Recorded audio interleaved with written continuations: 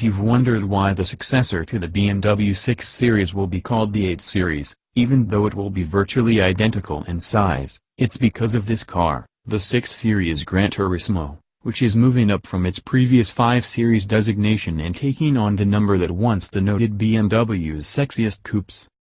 Despite the number change, BMW's big hatchback is positioned in the same niche and has exactly the same wheelbase as its predecessor.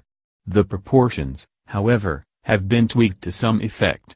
The new model is 3.8 inches longer and 1.0 inch lower than the outgoing model, while width is virtually identical.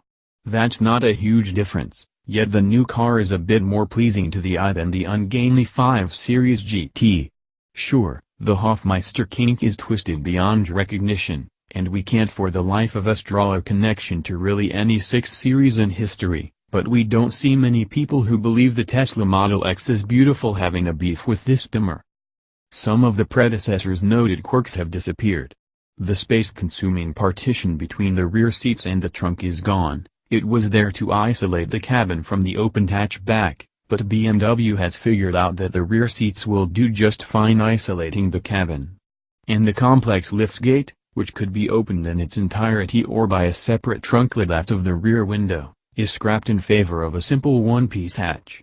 The previous system, in BMW's words, allowed trunk access without disturbing the rear passengers. We think the kids and any chauffeured adults will be able to cope with the one-piece liftgate just fine.